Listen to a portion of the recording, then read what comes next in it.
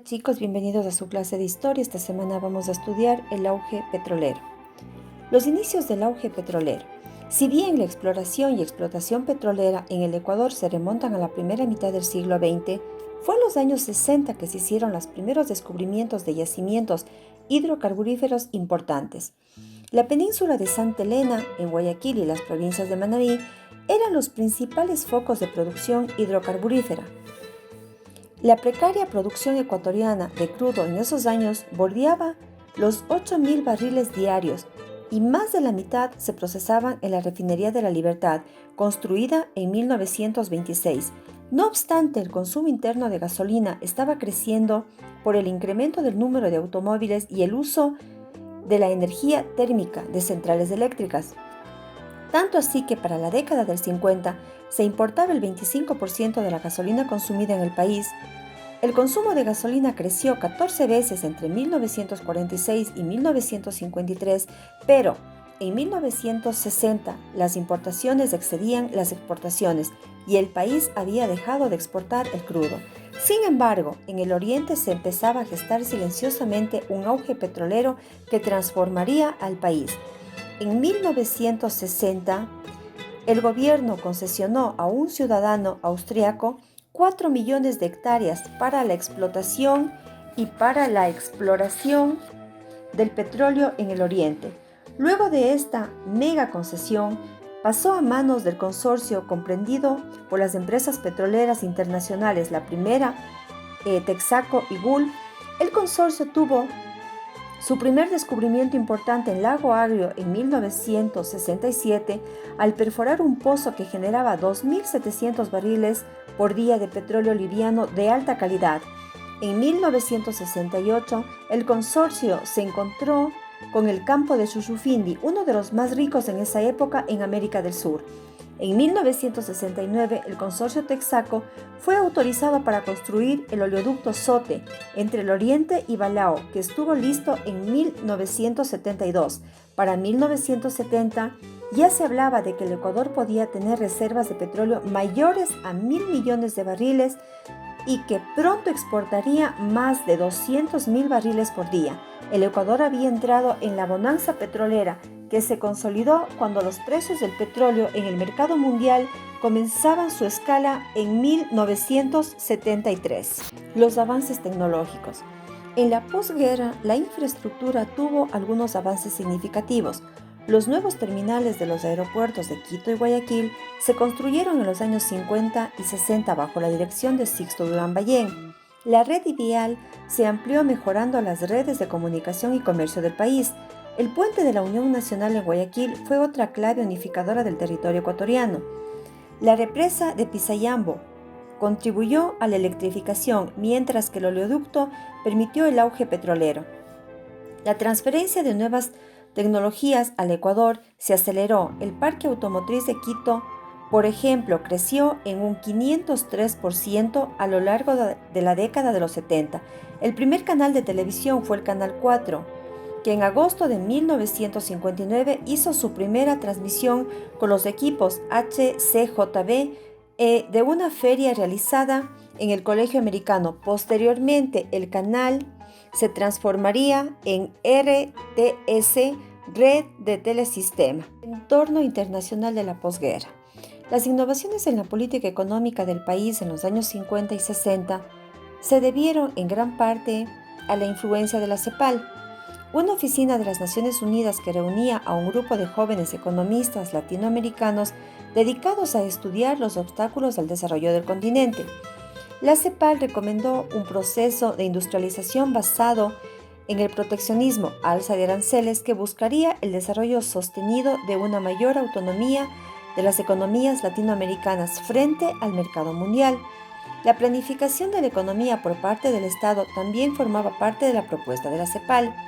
Como los empresarios latinoamericanos estaban enfrascados en la producción de bienes primarios para la exportación en vista de que era la actividad más rentable, el Estado, según los principios del cepalismo, debía intervenir para mover la economía hacia la industria, lo que a la larga generaría mayor bienestar.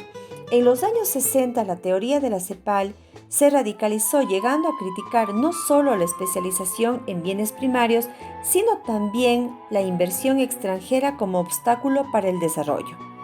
Estados Unidos también contribuyó a los modestos cambios económicos y sociales realizados en el Ecuador a través de sus políticas de la Guerra Fría, para impedir que la revolución comunista en Cuba se regara a los otros países del continente. Estados Unidos entre 1961 y 1969 promovió reformas en América Latina para disminuir la pobreza y fomentar el crecimiento industrial de las débiles economías de la región.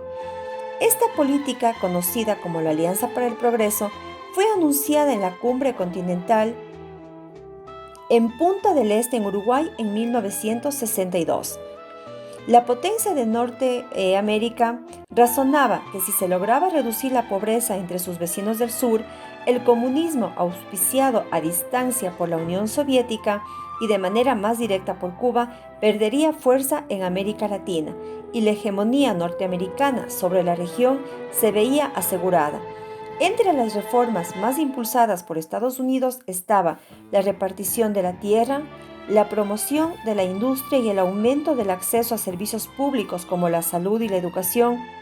La Alianza para el Progreso, lanzada por el entonces presidente John F. Kennedy, en realidad no se diferenciaba mucho de la propuesta de la CEPAL, excepto en el tema de la inversión extranjera, apoyada por la Alianza, pero cuestionada por el cepalismo en los años 60. En el Ecuador, la Alianza para el Progreso tuvo mucha influencia en el gobierno militar de 1963 hasta 1966, que intentó dar un salto hacia la industrialización. El Banco Mundial de manera más directa contribuyó al desarrollo del Ecuador a través de préstamos para carreteras, para puertos. Como miembros del Banco Mundial, el Ecuador pudo mejorar su infraestructura al acceder a préstamos. El rol del Fondo Monetario Internacional en el Ecuador fue más ambiguo. La dictadura militar y la bonanza petrolera. A inicios del auge del petróleo, Ecuador vivió otro proceso de reformismo militar, el tercero del siglo XX tras la Revolución Juliana y la Junta Militar. Bajo el liderazgo del general Rodríguez Lara, los militares se tomaron el poder en 1972 e iniciaron un ciclo de reformas económicas y sociales que conjuntamente con el auge del petróleo cambiaron al Ecuador. El impulso reformista del gobierno militar se manifestó con fuerza entre el año de 1972 y 1976, aunque los militares permanecieron en el poder hasta 1979. Como en ocasiones anteriores en las que los militares tomaron las riendas del poder, como la Revolución Juliana y la coyuntura de 1963 y 1966, los militares justificaron el golpe, presentándose como los únicos capaces de hacer los cambios que requería la colectividad y de garantizar el bien común. Acusaron a los políticos civiles de haber represado cambios urgentes por defender a los intereses de las élites o estar enfrascados en una competencia política inútil. La sensación del bloqueo histórico justificaba una intervención militar que, según sus artífices, duraría 30 años. Pero esta vez había otra razón para apoderarse de las riquezas del poder. Los militares estaban convencidos que los políticos civiles iban a administrar mal la riqueza petrolera o darían ventajas a las transnacionales a cambio de sobornos o derrocharían la nueva riqueza petrolera a través de gastos populistas. Solo los militares, según su propia percepción, podían asegurar el ingreso petrolero y que éste impulse el desarrollo del país. En todo caso, la nueva riqueza petrolera era un botín muy tentador para cualquier grupo con posibilidades de acceder al poder, incluyendo los militares. El gobierno militar, liderado por Rodríguez Lara, estaba compuesto de militares reformistas y tecnócratas civiles de centro y de izquierda que buscaban impulsar un programa de reformas de corte cepelino, populista y nacionalista. Este programa no era totalmente nuevo, ya que sintetizó varias propuestas formuladas por los gobiernos y fuerzas políticas de los años anteriores. La gran diferencia entre el gobierno de Rodríguez Lara y las anteriores administraciones era la riqueza petrolera, que dio mayor capacidad al Estado para moldear a la sociedad. La riqueza petrolera para el gobierno nacionalista debía ser retenida por el país y utilizada para transformar al Ecuador en un país moderno. Al asumir el poder, Rodríguez Lara cerró el Congreso y declaró un estado de sitio indefinido, y si bien los partidos políticos no fueron proscritos, perdieron relevancia. Rodríguez Lara, de su lado, inicialmente tuvo el apoyo de todas las ramas de las Fuerzas Armadas, gobernando al frente de una junta militar con representantes del Ejército, la Fuerza Aérea y la Fuerza Marina. Para dar legitimidad, el gobierno militar revivió la Constitución de 1945, la cual había consagrado la corriente nacional populista de los años 30 y 40.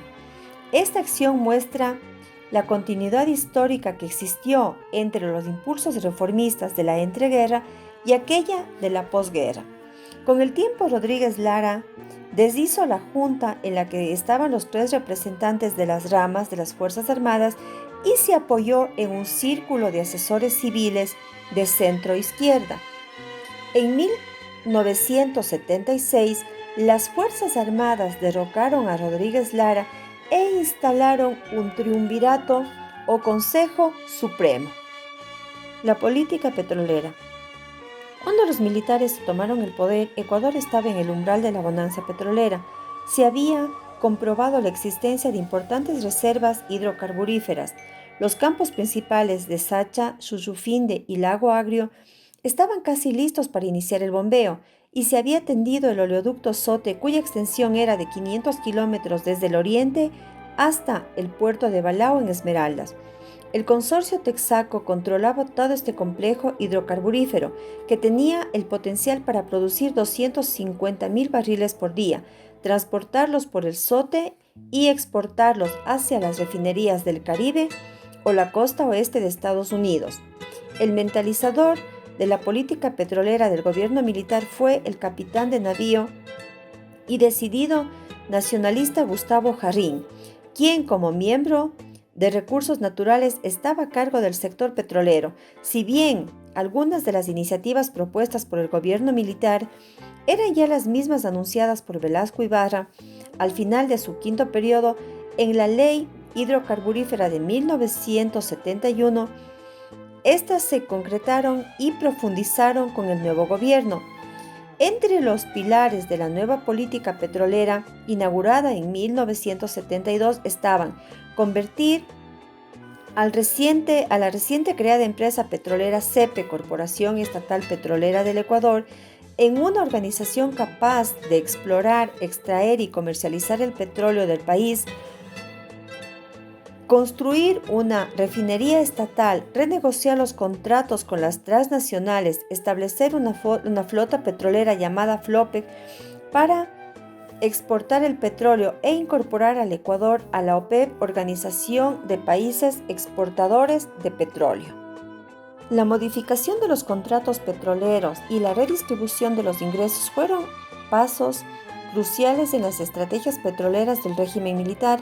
El gobierno militar obligó a las compañías extranjeras a firmar nuevos contratos y luego a alterar el reparto de ingresos entre el Estado y las empresas, favoreciendo al Estado. El Estado, a través de un reajuste de regalías e impuesto a la renta, obtuvo casi las 2/3 partes de los ingresos, y las compañías extranjeras petroleras tuvieron que contentarse con la 1/3 parte. Tal distribución de los ingresos petroleros respondía no solo a las preferencias ideológicas del régimen, sino también a las normas establecidas por la OPEP, a la cual el Ecuador se incorporó en 1973. Otro pilar de la política petrolera del gobierno militar fue el impulso que recibió la empresa petrolera estatal CEPE. Establecida por Velasco Ibarra en 1971, CEPE empezó a funcionar bajo el gobierno militar en 1972. El rol de CEPE en la industria petrolera se consolidó en 1974, cuando el gobierno militar, por medio de esta empresa, compró el 25% de las acciones del consorcio Texaco. Esto significaba que CEPE recibía directamente el 25% del petróleo producido por esta empresa. La OPEP, como organismo multilateral compuesto mayormente por países petroleros de Medio Oriente, buscaba moldear los precios internacionales del petróleo y aumentar el control de los países miembros sobre sus respectivas industrias petroleras. Gracias, chicos, por su atención.